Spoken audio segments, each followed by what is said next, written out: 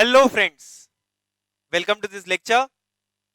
In our last lecture, we have seen two basic concepts as far as our portion of paper 7 is concerned. First, we saw the concept of Finance Act vis-a-vis Income Tax Act, and second, we saw the hierarchy in Income Tax Department, and in that hierarchy, who are the assessing officer. So when we do heads of income, whenever I refer to assessing officer, you should understand I am talking about these officers. The objective of this lecture, friends, is to understand the tax rates which are applicable for individual. Till last year, the tax rate for individual was the most simplest thing. In fact, it was self-understandable. But this year, friends, the government has created some kind of complication, although they call it as simplification, but I will prove it to you how it is a complication. Now, what the government says, as far as two assessees are concerned, which are those two assessees? Individual and HUF. For these two assessees, government says that Mr. Assessee, till last year, we have already provided you certain rates of tax as per Finance Act. The same will continue to apply even in the current year. No change. Rates of tax is the same. That, friends, I will call as the existing scheme. What am I calling? Existing scheme. As against that, the government says, Mr. Assessee, I am introducing a new section. This is section 115 BAC. And I am going to call it as the new scheme. The choice is yours. Which rate of tax you wish to adopt? The choice is completely yours. But in case you are an assessee, please mark these words very carefully. In case you are an assessee, individual HUF, who has income under the head business or profession. In case you are an individual or HUF who has income under the head business or profession, then once you come to the new scheme, you cannot go back to the existing scheme. The choice is irreversible. Please understand this statement again. If you are an individual or you are an HUF and you have income under which head?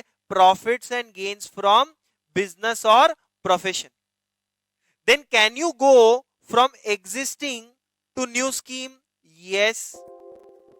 Can you go from existing to new scheme? Answer is absolutely yes. But can you go back from new scheme to the existing scheme? Answer is absolutely no. Answer is absolutely no. So can I make a statement, friends, that naturally if you are an individual or HUF without business income, then can you switch from existing to new? Yes. Can you switch from new to existing? Yes. So as far as an assessee is concerned, that is individual HUF. I am only talking about individual HUF. I have not even told you till now what are the existing rates and what are the new rates as per 115 BAC. I have not yet come to that.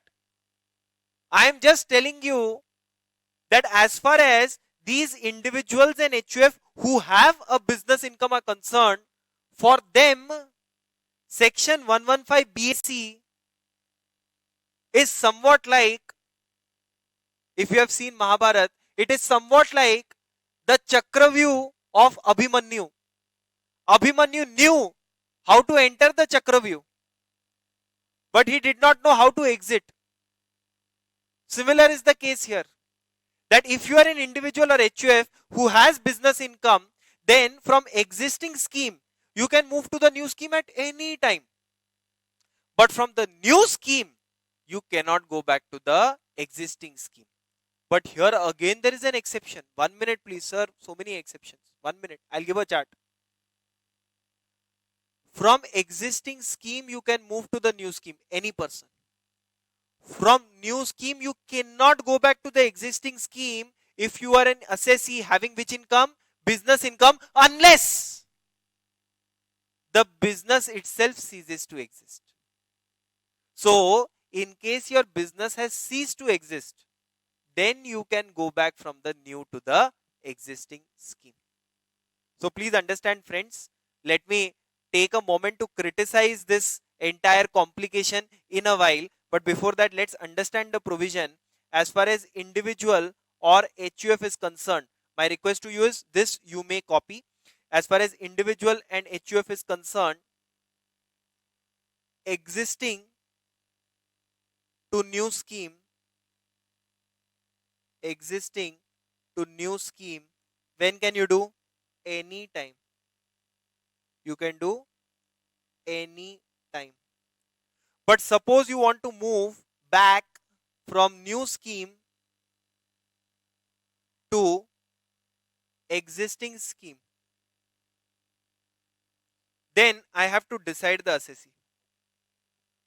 If assessee has profits and gains from business or profession, and second is if assessee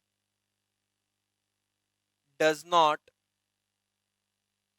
have profits and gains from business or profession. Suppose you don't have profits and gains from business or profession, you can move back anytime, anytime, anytime, no problem. But suppose if the assessee has profits and gains from business or profession, then moving from new scheme to old scheme or existing scheme is not allowed unless the business or profession has ceased to exist. Unless the business or profession has ceased to exist, then you can move back from the new scheme to the existing scheme. So from this only you can understand, friends, they have in fact made it more complicated. I mean, I don't know what's the logic of this. I'll come to that in a while. I hope you all have copied this. If you haven't, please pause the video for a moment, copy it and then proceed. So now comes the question, sir, that what are the rates of tax under existing scheme and under new scheme? So let's come to that, friends. In my book itself, I have given you all that with effect from AY 21-22, the assessee has an option. I also told you that once you go under new scheme, whether you can go back to old scheme, there also there are complications. But let me first, friends, look at the existing rates of tax. The existing rates of tax, which was there even last year, which is there even in the current year, is that for an individual other than covered in point number 2 or 3 below. Who are covered in point number 2 and 3? Senior citizen and super senior citizen or very senior citizen. I can take the liberty of assuming that you are well aware of these two terms, that is senior citizen and super senior or very senior citizen. If you are not, I'll come to that. But the point is that you are an individual other than the ones covered below, or you are an HUF, or you are an association of person or body of individual, then what are the slab rates applicable? The slab rates are under which scheme? Existing scheme. If your income is up till 2,50,000, nil tax. 2,50,000, it exceeds 2,50,000 total income but does not exceed 5 lakhs, then it is 5%. If it exceeds 5 lakhs, does not exceed 10 lakh, 20%. And in case it is about 10 lakhs, then it is 30%. I hope you understand, friends, that it is a progressive slab rate, in the sense, suppose my income is 15 lakhs, then 0 to 2,50,000 will be no tax, 2,50,000 to 5 lakhs will be 5%, 5 to 10, 20%, you will aggregate that, and whatever is the income about 10 lakhs, on that it will be 30% you will aggregate. But suppose friends, you are a senior citizen. How is senior citizen defined? Senior citizen is defined as individual being a resident in India who has attained the age of 60 or more during the year, but less than 80. So you are within 60 and 80 and you are a resident in India. Suppose that's the case. Then again the slab rate is almost similar under existing scheme. I am harping on this. I have not yet talked about new scheme 115 BAC. I am talking about existing scheme. So under existing scheme, government says instead of 2,50,000, the slab rate for senior citizen is, basic exemption limit for senior citizen is 3 lakhs. Other than that, same like the first one. And last is, if you are an individual being resident in India who has attained the age of 80 or more at any time during the year, then you are a very senior citizen or super senior citizen. In that case, friends, till 5 lakh rupees, no income tax. Government says till your total income is 5 lakhs, there will be no income tax. Once it exceeds 5 lakhs, then up till 10 lakh rupees, it will be 20%. So can I say 5% slab rate itself is abolished? It's not there at all. And above 10 lakhs, the tax rate would be 30%. In fact, this very senior citizen or super senior citizen, the slab rate was introduced by the then finance minister Pranab Mukherjee, who later of course became president of India.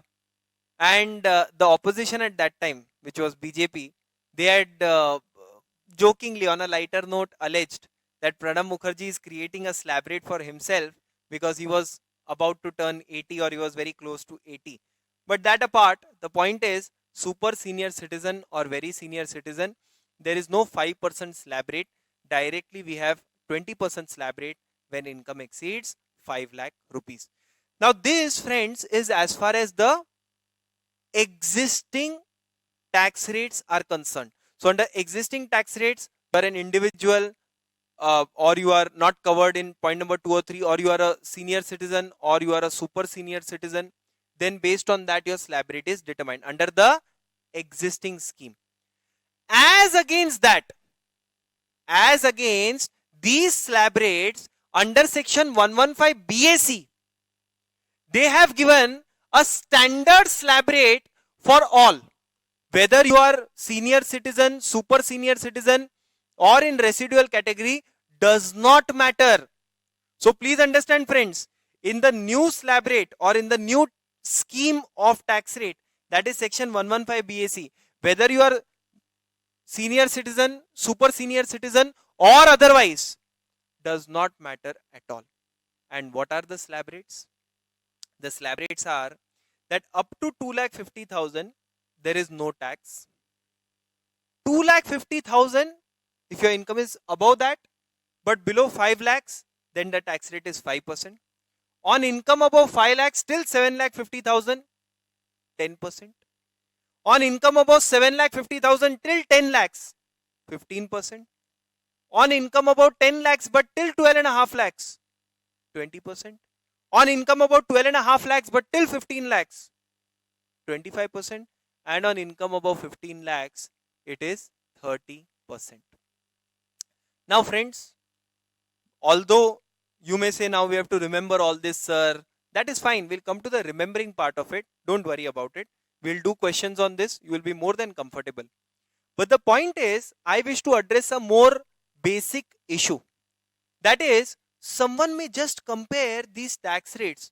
They may say, sir, your 30% slab rate is only after 15 lakhs. And in my existing scheme, which is given in the Finance Act, the 30% slab rate is always attracted after 10 lakhs, be it super senior citizen, or normal person who is not senior or super senior citizen. So can I say about 10 lakhs in the existing rate, always it is 30%? And in the new scheme, only above 15 lakhs, the tax rate turns 30%. So a student may ask me, if you have common sense, that sir, the new scheme will always be more beneficial because under new scheme, the tax rate till 15 lakhs is much lower. So it's a no-brainer. I will always go for new scheme. But here is the catch. government says, we are giving you this concessional rate. To gain something in life, you have to also sacrifice something. और in Hindi as they say, कुछ पाने के लिए कुछ खोना भी पड़ता है.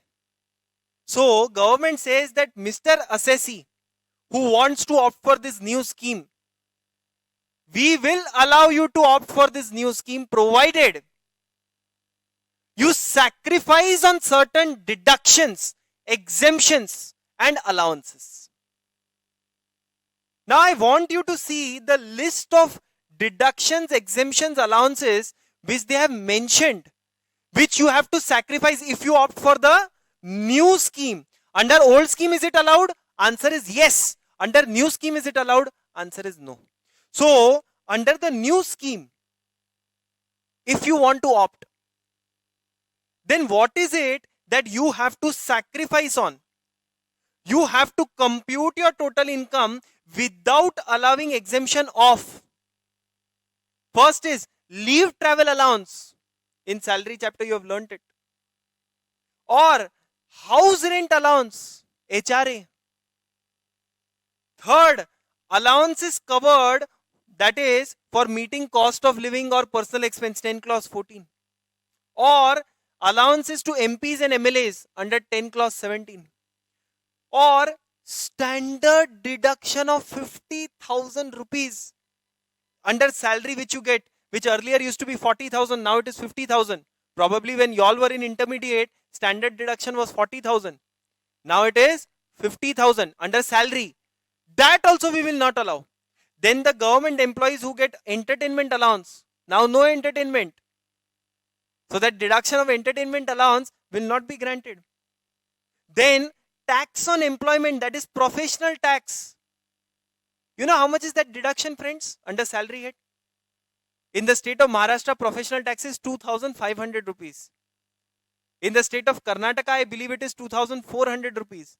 Even that you will not get if you opt for the new scheme. Then various others are mentioned, we'll come to that. Under house property head, you will not get deduction for interest on housing loan for self-occupied or vacant property. So if it is let out property, they will give deduction of interest. The reason is because you have corresponding rental income. But when it is a self-occupied property, the interest on housing loan, 2 lakh rupees, not allowed as deduction if you opt for the new scheme. Then family pension under section 57, you have learned that in other sources. You will not get that deduction. Next is deduction for clubbing of income of minor child. You know how much is that deduction? 1,500 rupees per child. That also government says we will not allow if you opt for the new scheme. Then additional SEZ deduction, we'll come to that when we do SEZ chapter. But if you opt for new scheme, you will not get this deduction. Additional depreciation. In PGBP chapter we learn that when you acquire a new plant and machinery, 20% of the cost is allowed in the year when you acquire and install the new plant and machinery, provided the assessee is engaged in manufacturing business. So that additional depreciation also not allowed if you opt for the new scheme. Investment allowance in new plant and machinery in notified backward area, 32 AD we will cover, but as such this year onwards it is almost irrelevant. 33 AB again in PGBP chapter will cover tea, coffee, rubber development account, where you place an amount with these tea board, coffee board, rubber board of India. The amount placed or 40% of your income you get as a deduction, not allowed if you opt for new scheme. Similarly, site restoration fund, not allowed. Scientific research deduction, section 35, all those deductions not allowed. Why? Because you have done the crime of opting for the new scheme. In IPCC you have learnt 35 AD specified business, the deduction for that not allowed. See, even if you don't remember those deductions, it's fine. We are going to cover all these in much depth. But all that I want you to understand right now is that if you opt for the new scheme, these deductions are not allowable to you. Next is 35 CCC Agricultural Extension Project. Again, we will cover this in the PGBP chapter. Then next one you see, 80C, that 1,50,000 rupees which you get as deduction because you make investment in PPF or LIC or child's tuition, all that deduction is not allowed if you opt for the new scheme. Next is contribution to pension fund, again not allowed. 80CCC, that is National Pension Scheme. Then 80CCD subsection 1, again 80CCC is your LIC pension fund, 80CCD subsection 1 is your NPS, deduction not allowed. 80D Mediclaim, you are well aware that Mediclaim deduction not allowed if you opt for the new scheme. Then 80DD, 80DDB, 80E, 80EE, 80EA, 80EB, all these are from the deduction chapter. All that is not allowed. If you see, 80G also not allowed, 80GG also not allowed, 80GGA also not allowed, 80GGC also not allowed, 80IA, these are special deduction under part C of chapter 6A. We'll be covering that in final CA. 80IAB, 80IAC, 80IB and 80IBA. All these deduction, friends, government says 41 items of deductions and allowances. Government says we will not allow you. You compute your total income without taking deduction for these items. And then we will allow you this concessional tax rate. And then they say this is simplification of taxation. I don't understand how it is simplification of taxation. One of the announcement made by Honorable Finance Minister when she presented the finance bill, I don't know whether that error was intentional or it was a genuine mistake. She said that if an assessee has 15 lakh rupees total income, then under existing scheme his tax would have been XYZ, under new scheme his tax would be so and so, so he will save 87,000 rupees as in taxes. But what she failed to mention is that under existing scheme and new scheme, my base of total income itself is not the same. Under existing scheme, I get all these 41 items of deduction or exemption or allowances. That's the reason why my total income itself would be very lower as compared to the total income under 115 BAC. So you cannot say if my total income is 15 lakhs, where is the tax rate lower? My answer to you would be that we first have to compare the total income. You have to compute the total income under existing scheme vis-a-vis new scheme. I hope you're understanding this. Under new scheme, tax rates are definitely concessional.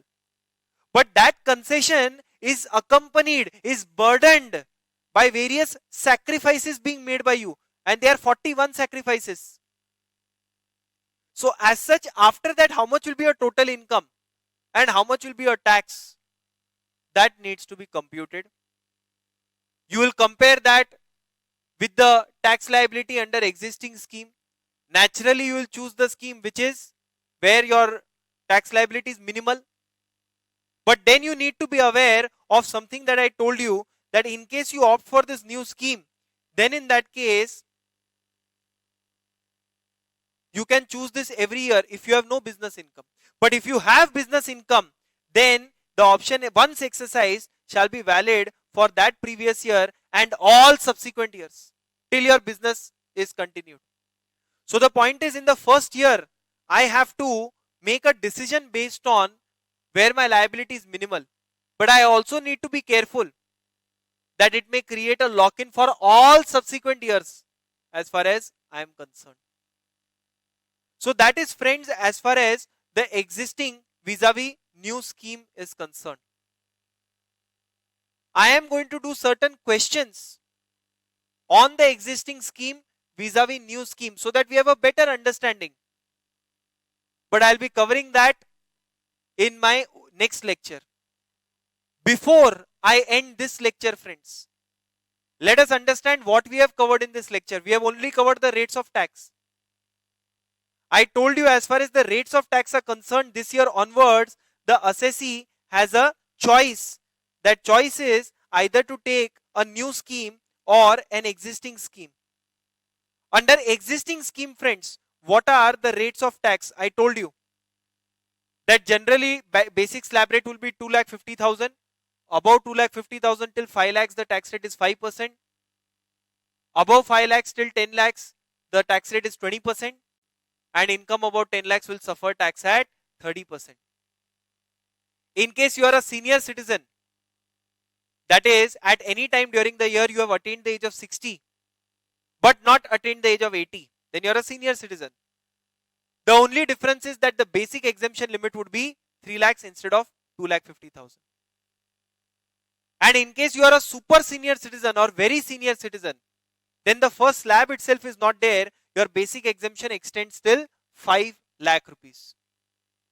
As against that, if you are choosing for the new scheme which is introduced this year, fresh from the oven, 115 BAC applicable for us, over there the tax rate depends on the income level. So 2,50,000 nil tax, 2,50,000 to 5 lakhs 5%, then 10%. On addition of every 2,50,000, you have 5% being added to the tax rate. So if my income is 16 lakhs, then I have to compute 0 to 2,50,000 0, 2,50,000 to 5 lakhs 5%, etc., etc.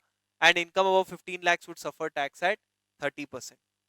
Once the option is taken, either for existing or new scheme, it is irreversible for people who are having a business income. For others, it is a choice to be made each year. But under the new scheme, because government gives some concession, they expect a sacrifice. And that sacrifice is in the form of 41 allowances, deductions or exemptions, which you can no longer avail if you opt for the new scheme or new regime. Let us visit this section again in the next lecture, and we'll be looking at certain questions on this. Till then, take care of yourself. Thank you so much. Bye-bye.